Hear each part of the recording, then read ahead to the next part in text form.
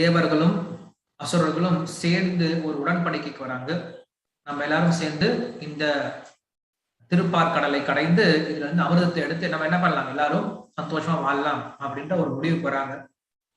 முடிவுக்கு வந்த பின்னாடி ஒரு கூட்டம் அமைத்து அந்த கூட்டத்தின் மூலியமாக மந்திர பருவத்தை கொண்டு வரலாம் அப்படின்னு சொல்லிட்டு மந்திர பருவத்தை தூக்கிட்டு வர முயற்சி பண்றாங்க. நடுவில் அவங்களால முடியாம பட்சத்துல கருடன் உதவி கொண்டு என்ன பண்ணார், பகவான் இந்த மந்திர பருவத்தை கொண்டு வைக்கிறார். அதுக்கப்புறம் அந்த மந்திர பருவத்தை உபயோகப்படுத்தி இந்த பால் திருப்பார்கடலை கடைய ஆரம்பிக்கிறாங்க. கடையும் போது அங்க மலை ஆட ஆரம்பிக்குது. ஸோ மலைக்கு கீழே எந்த ஒரு பொருளும் இல்லாதனால அந்த மலை ஆட ஆரம்பிக்கிறதுனால பகவான் என்ன பண்றாரு, கூர்மஸ்வரூபத்தை எடுத்து கச்சப ரூபத்தை எடுத்து என்ன பண்றாரு அப்படின்னா அந்த மலை கீழே போயிட்டு அந்த மந்திர மலைக்கு ஒரு முட்டு கொடுக்குற மாதிரி தன்னுடைய முதுகுக்கு மேல ஏற்றி வச்சுக்கிட்டார்.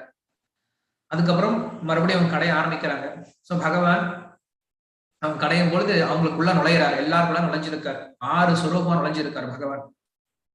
அங்க தேவர்களுக்குள்ளார சப்தகுணமாகவும், அங்க இருக்கக்கூடிய அசுரர்களுக்குள்ளார ரஜோகுணமாகும், அங்க இருக்கக்கூடிய அந்த பாசுகி அப்படின்ற பாம்புக்குள்ளார தமோகுணமாகும், அது மட்டும் இல்லாம கீழே பகவானே கூர்ம ரூபமாகும், அந்த மலைக்குள்ளார இருக்கக்கூடிய பரமாத்மா ஸ்வரூபமாகும், அந்த மலைக்கு மேல சஹசிராட்ச அப்படின்னு சொல்ற மாதிரி 1000 கைகளோட என்ன பண்றாரு பகவான் மேலே உட்காந்து என்ன பண்றாரு, அஜித்தனா உட்காந்து என்ன பண்றாரு அப்படின்னு அந்த மலைக்கு மேல உட்காந்து கடைய ஆரம்பிக்கிறார் அப்படின்னு சொல்லி பார்த்தோம். ஸோ அப்படி கடையும் போது அங்க முதல்ல தோன்ற ஆரம்பிக்குது. அந்த விஷம் தோன்ற வரைக்கும் நம்ம பார்த்துருந்தோம். அந்த கதையை பார்க்கும்பொழுது நம்ம என்ன பண்ணோம் அப்படின்னா அந்த கதையோட சேர்த்து இதுக்கு பின்னாடி இருக்கக்கூடிய தத்துவம் என்ன அப்படிங்கிற விஷயத்தை பார்த்துட்டோம். ஏன்னா அமிர்தம் அப்படின்னா என்ன அப்படின்னு பார்த்துருந்தோம். அமிர்தம் அப்படிங்கிறது இந்த ஆத்மாவுடைய நிரந்தரமான நிலை அப்படிங்கிறது அமிர்தம் அப்படிங்கிறதும், அங்க இருக்கக்கூடிய தேவர்கள் அப்படிங்கிறதுதான் நம்முடைய ஆத்மஸ்வரூபத்தை காட்டக்கூடிய நிலை அப்படிங்கிறதும், அங்க இருக்கக்கூடிய புலன்கள் தான் நம்முடைய புலன்களை தான் நம்ம என்ன சொல்றோம், அசுரர்கள் அப்படின்னு சொல்லி சொல்றோம். இந்த புலன்களும் இந்த மனம் புத்தி இதெல்லாம் கலந்தா என்ன பண்ணும் அப்படின்னா ஆத்மாவோட சேர்ந்து வேலை செய்ய ஆரம்பிக்கும் இந்த உலகத்துல. ஸோ அப்படி வேலை செய்யும் பொழுதுதான் என்ன ஆகுது, அமிர்தம் அப்படின்ற அந்த மோட்ச ஆனந்தத்தை ஒரு அடைய முடியும் அப்படிங்கிற ஒரு உடன்படிக்கைக்கு வரா. அந்த உடன்படிக்கை வந்த பின்னாடி என்ன பண்றாங்க, அவங்க முதல்ல சாஸ்திரத்துக்கிட்ட போறாங்க. அந்த சாஸ்திரத்துக்கிட்ட தான் கத்துக்கணும் எப்படி மோட்சம் அடைகிறது அப்படிங்கிற விஷயத்த. ஸோ அதுல மந்திர பர்வதம்னா என்ன அப்படின்றத பார்த்திருந்தோம். வாசுகி என்ன தத்துவம் அப்படிங்கிற விஷயத்த பார்த்திருந்தோம்.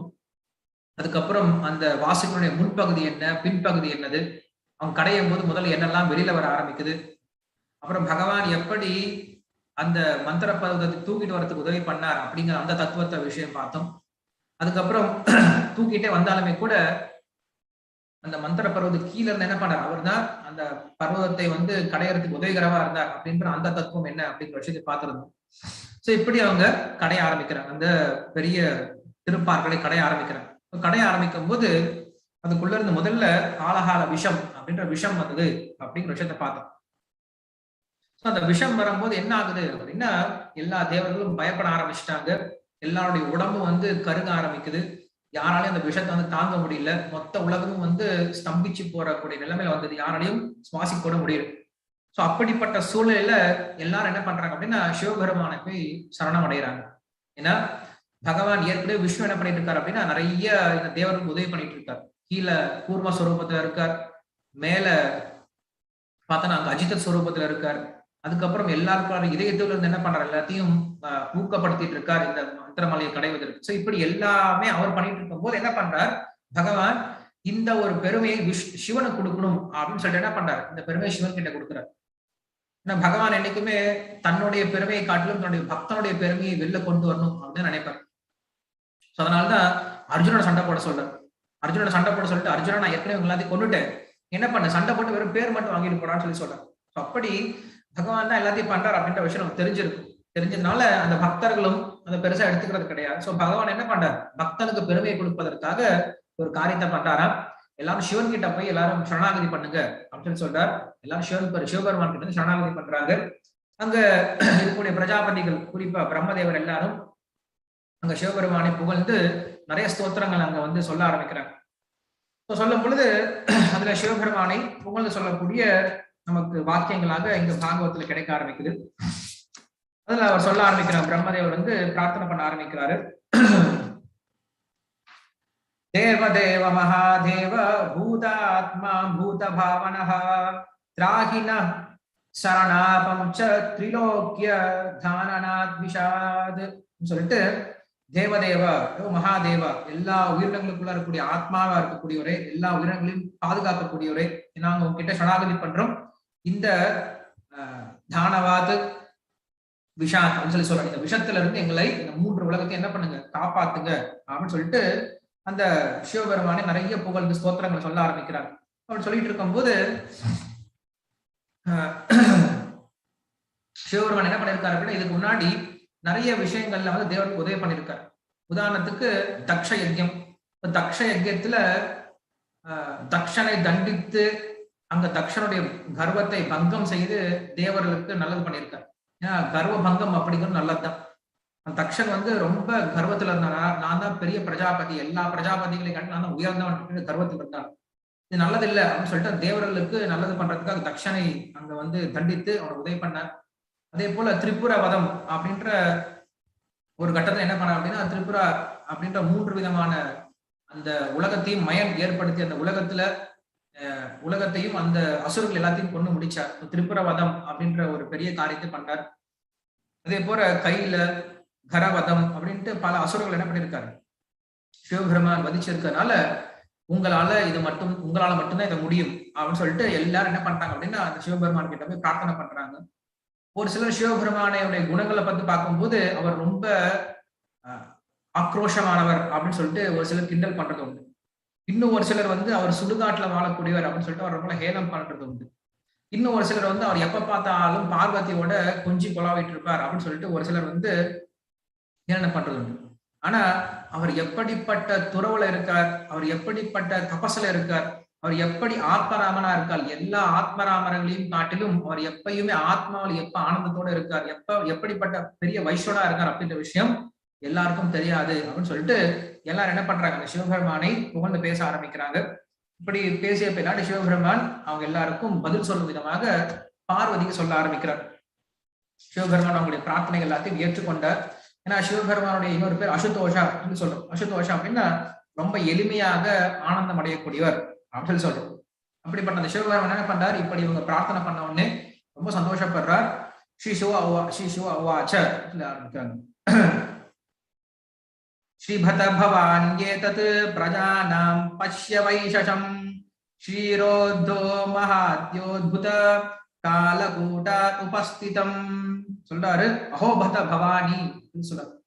இங்க பவானின்னு கூப்பிடுறார் சிவபெருமானுடைய மனைவி பார்வதி. சோ ஹே பவானி, பாருங்க எப்படி இருக்காங்க மக்கள் எல்லாரும், எப்படி கஷ்டப்படுறாங்க. பிரஜானாம் பஷ்ய வைஷசம், மக்கள் படக்கூடிய கஷ்டத்தை பார்த்தியா. இப்படி ஹாலஹால விஷம் அப்படின்ற காலக்கூட்ட விஷம் அப்படிங்கிறது வந்திருக்கான் ஷீரோத அந்த பால் சாகரத்துல இருந்து. அப்படிப்பட்ட விஷத்தினால எல்லாரும் கஷ்டப்படுறாங்க. ஆசம் பிராண பரிபோஷணம் வித்யேயம் அபயம் ஹிமே ஏதாவான் ஹி பிரபோரர்த்தோ யத்தீன பரிபாலனம் சொல்லிட்டு, இப்படி இவங்க கஷ்டப்படக்கூடியவங்களுக்கு நம்ம தான கதி, இவங்க நம்ம காப்பாற்ற போலாம், யாரு காப்பாற்ற முடியும்? ஏன்னா நமக்கு சக்தி இருக்கு, காப்பாற்றக்கூட சக்தி இருக்கும்போது நம்ம என்ன பண்ணும், இது நம்மளுடைய கடமை, அவங்களை காப்பாத்துறது. அவங்க கடமையை நம்ம மீறக்கூடாது, அவங்களை நம்ம காப்பாற்றாம இருக்கக்கூடாது. நம்ம என்ன பண்ணும், கண்டிப்பா எல்லாரையும் நம்மளை சார்ந்தவங்களை நம்ம என்ன பண்ணும், கண்டிப்பா காப்பாற்றணும் சொல்லி சொல்றோம். பிராணைஹி ஸ்வசை பிராணின பந்த சாதவக்ஷந்த பங்குரைஹி பந்தவர்ஷேஷு பூதேஷு மோகிதேஷு ஆத்மமாயையா சொல்றார். இந்த உலகத்துல மக்கள் என்ன பண்றாங்க அப்படின்னா, ஒருத்தரோட சண்டை போட்டுக்கிறாங்க, மாயினால கவரப்பட்டு இவங்க எனக்கு எதிரி அப்படின்னு சொல்லிட்டு ஒருத்தருக்கு ஒருத்தர் உதவி பண்ணிக்க மாட்டேங்கிறாங்க. ஒருத்தருக்கு பிரச்சனை வரும்போது என்ன பண்றாங்கன்னா எல்லாம் ஓடி போயிடுவாங்க. அது வரைக்கும் எல்லாரும் நல்லா பழகிட்டு இருந்தவங்க பிரச்சனை வரும்போது யாருமே யாருக்கும் உதவி பண்றது கிடையாது. உண்மையில யாரும் யாரையோட நட்புறவோட இருக்கிறது கிடையாது. காரணம் என்னது, மாயனுடைய தாக்கம். ஆனா பக்தர்கள் அப்படி இருக்கக்கூடாது. பக்தர் என்ன பண்ணும் அப்படின்னா, தன்னுடைய உயிரே போனாலும் பரவாயில்ல, மற்றவர்களுக்கு நல்லது செய்யணும் அப்படின்ற எண்ணத்தோடு இருக்கணுமே தவிர என்னைக்கும் தன்னுடைய சுயநலத்தை என்னைக்கும் பார்க்கக்கூடாது. இது ஒரு பக்தனுடைய குணம் அப்படின்னு சொல்லி சொல்றாரு. சொல்லி முடிச்சுட்டு சொல்றாரு, பும்சஹ கிருபயதோ பத்ரே சர்வாத்ம பிரியதே ஹரிஹி. எப்ப ஒரு மனிதன் பும்சஹ கிருபயாதோ பத்ரே, எப்ப ஒருவன் கஷ்டப்படக்கூடிய நபருக்கு கருணையை காட்டுறானோ, சர்வாத்ம பிரியதே ஹரிஹி, அப்படி யார் மேல நம்ம கருணை காட்டுறோமோ அவங்க மேல ஹரி ரொம்ப சந்தோஷம் அடைகிறாரு. பிரீதே ஹரோ பகவதி பிரியேஹம் சராச்சராக, அப்படி பகவான் எப்ப திருப்தி அடைகிறாரோ அப்ப நான் திருப்தி அடைகிறேன். எப்ப நான் திருப்தி அடைகிறேனோ அப்ப மொத்த உலகம் திருப்தி அடையுது. தஸ்மாதிதம் கரம் புஞ்சே பிரஜானாம் ஸ்வஸ்திரஸ்துமே. அதனால என்ன பண்ண போறேன், இந்த மக்கள் எல்லாத்தையும் காப்பாற்றுவதற்காக இந்த விஷயத்தை நான் குடிக்க போறேன் அப்படின்னு சொல்லிட்டு தன்னுடைய மனைவி கிட்ட பர்மிஷன் கேட்டுட்டு போறாரு. சிவபெருமானாகவே என்ன பண்றாரு, தன்னுடைய மனைவி கிட்ட சொல்லிட்டு தான் போறார். அப்படி மதிப்பு கொடுக்கிறார், தன்னுடைய மனைவிக்கு மதிப்பு கொடுத்து நடத்துறார். அந்த பவானிக்கும் அந்த சிவபெருமானுடைய குணம் தெரிஞ்சவளா இருக்கிறனால, அவருடைய சாரித்திரம் தெரிஞ்சவளா இருக்கிறதுனால அவளுக்கு ஒன்றும் பெரிய கஷ்டம்லாம் கிடையாது. ஏன்னா சிவபெருமானுக்கு இந்த ஒரு விஷம் அப்படிங்கிறது ஒரு பெரிய விஷயம் இல்லை அப்படிங்கிறனால என்ன பண்றா, அவளும் ஒத்துக்கிறா. சிவபெருமான் வந்து விஷத்தை குடிக்கிறதுக்கு ஒத்துக்கிறா அப்படின்னு சொல்லி சொல்றார்.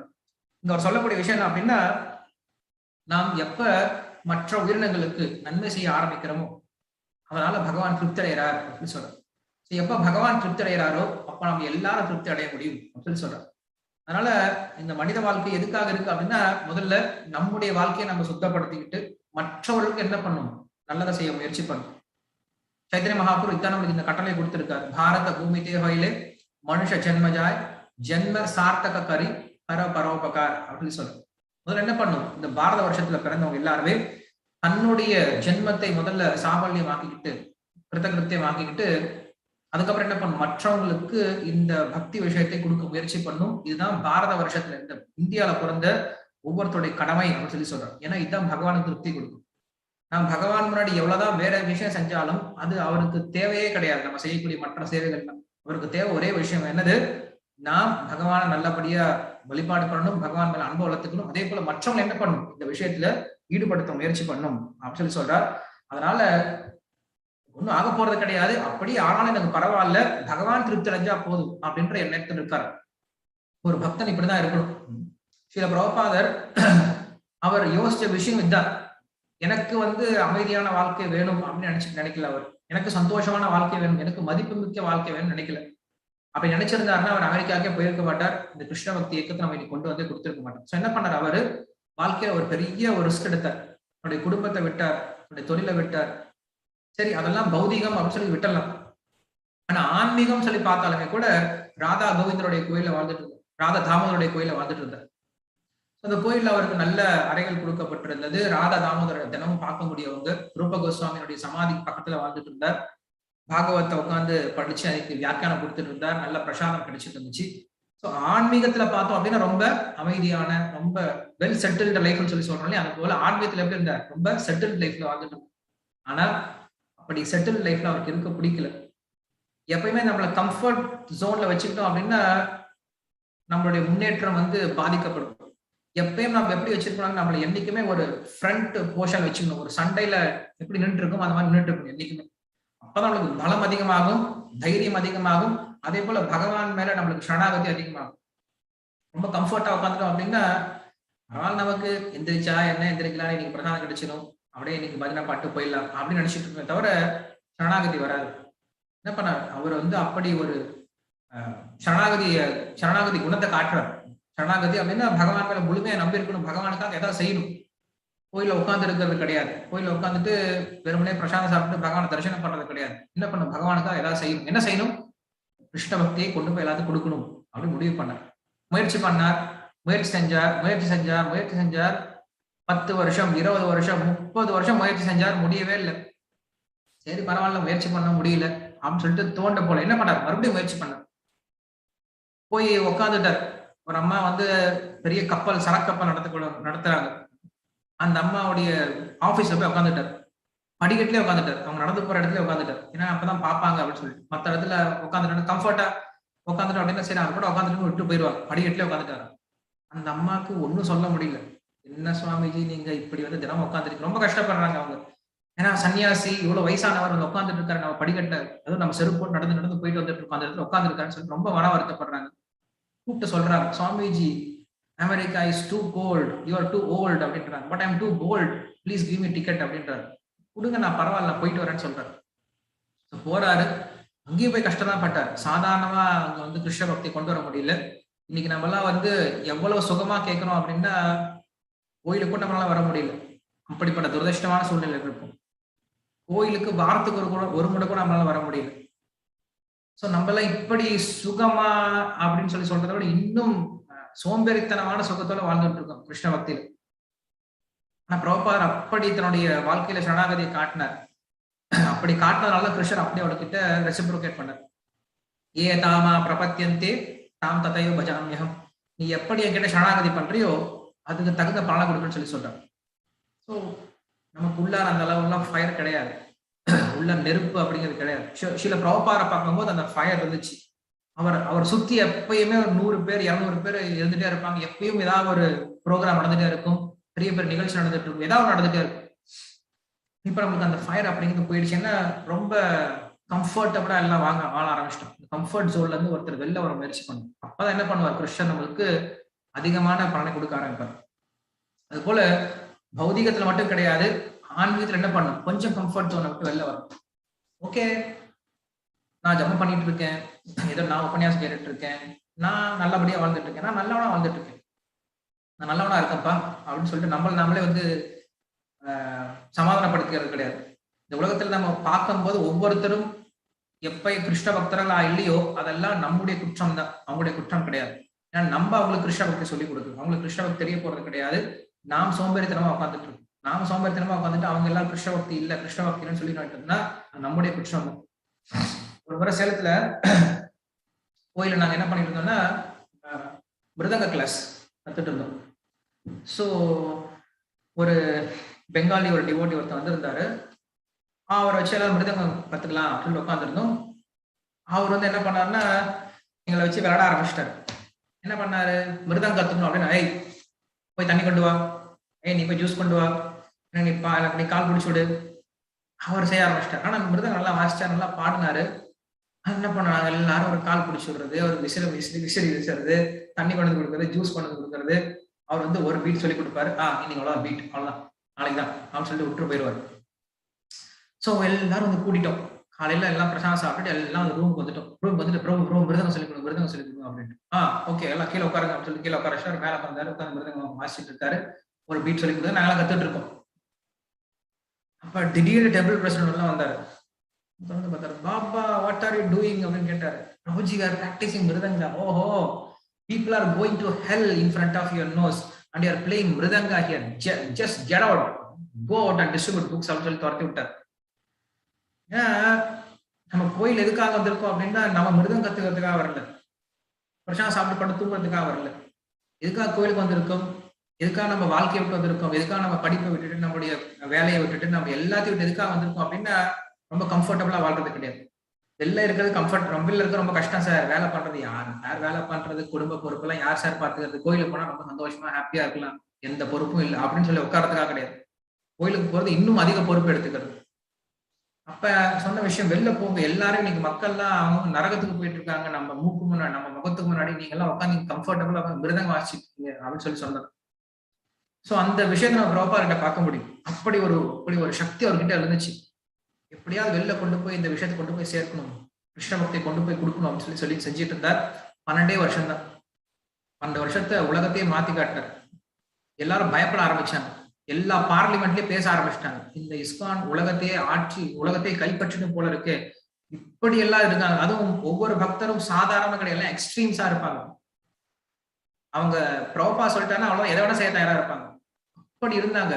சோ அப்படி இருக்கும்போது ரொம்ப நல்ல குணத்தோட இருந்தாங்க, அதே சமயத்துல ரொம்ப உள்ள ஃபயரோட இருந்தாங்க. அப்படி இருக்கும்போது எல்லாருக்கும் ரொம்ப ஆச்சரியமா இருந்துச்சு, எப்படி முடியும், இப்படி சாத்தியமா, ஒரு வயசான நபரால எப்படி இப்படி முடியும் அப்படின்னு சொல்லிட்டு எல்லாரும் யோசிக்க ஆரம்பிச்சாங்க. காரணம் என்னன்னா அவர்கிட்ட இருந்த அந்த ஃபயர் தான், அவர்கிட்ட இருந்த அந்த உணர்வு, கிருஷ்ண உணர்வு மத்தவங்க கிட்ட போகும்போது அதே உணர்வோட, அதே எனர்ஜியோட, அதே ஒரு ஃபோர்ஸோட வெளில வர ஆரம்பிச்சது. ஏன் சொல்ல வந்தேன் அப்படின்னா, நம்ம செய்ய வேண்டிய ஒரே ஒரு விஷயம், கிருஷ்ணரை திருப்திப்படுத்த வேண்டிய ஒரே ஒரு விஷயம் என்ன அப்படின்னா கிருஷ்ண பக்தி மற்றவங்களுக்கு கொடுக்கறதா சொல்லி சொல்றேன். அதான் சிவபெருமான் நீங்க பண்றாரு. சிவபெருமான் தான் சொல்றாரு, பகவானை திருப்திப்படுத்தணும் அப்படின்னா இந்த உலகத்தினுடைய மக்களுக்கு நம்ம என்ன பண்ணணும், எதாவது செய்யணும் சொல்லி சொல்றோம். நம்ம என்ன செய்ய முடியும், இதுதான் செய்ய முடியும். அவங்க செய்யறது ரொம்ப மிக உயர்ந்த நல்ல விஷயம் என்ன அப்படின்னா உங்களுக்கு நம்ம கொடுக்கக்கூடிய கிருஷ்ண பக்தி தான் மிக உயர்ந்த விஷயம் அப்படின்னு சொல்லி சொல்றார். இப்படியாக பார்வதி தேவி கிட்ட பவானி கிட்ட வந்து அவங்க பர்மிஷன் வாங்கின அப்புறம் என்ன பண்றாரு அப்படின்னா அந்த விஷத்தை வந்து குடிக்க போறார். எப்படி குடிக்க போறா அப்படின்னு கேட்கும்போது 2 கையை இப்படி கூப்பிட்டு வச்சுட்டு இருக்காரா, கை வச்சுட்டு இருக்காரா. ஸோ மொத்த கடலும் அந்த அந்த விஷம் பரவி இருக்கு. ஆனா அந்த விஷம் எல்லாம் என்ன ஆயிடுச்சான், அவருடைய கைக்குள்ள, அவருடைய கை ஒரு சின்ன கைக்குள்ள எல்லாம் அடக்க போயிடுச்சான். அந்த ஒரு சின்ன கையில என்ன பண்ணார், அந்த விஷத்தை எடுத்து அப்படியே குடிச்சிட்டார். குடிக்கும் பொழுது அந்த தொண்டைக்குள்ள இறங்கிட்டு இருக்கு. தேவர்கள் சொல்லிட்டாங்க, நீங்க வயிற்றுக்குள்ள இறக்க வேண்டாம், தொண்டையிலே வச்சுக்கோங்க. ஏன்னா நீங்க தான் எல்லாருக்கும் தாய் தந்தையா இருக்கீங்க. ஸோ உங்களுடைய வயிற்றுக்குள்ள போயிடுச்சுன்னா உலகத்துல எல்லாருக்கும் நல்ல நன்மை கிடையாதுன்னு சொல்லிட்டு சொன்னதுனால உங்க தொண்டையில நிறுத்திட்டாங்க. அதனால அவரோட தொண்டை வந்து நீல கலரா மாறி போயிடுச்சான். நீலகண்ட அப்படின்னு சொல்றது உண்டு சிவபெருமான். அப்படி தொண்டையிலேயே அவர் என்ன பண்றாரு, அந்த விஷத்தை வச்சு பாதுகாக்கக்கூடியவரா இருக்கார் சொல்லி சொல்றாரு.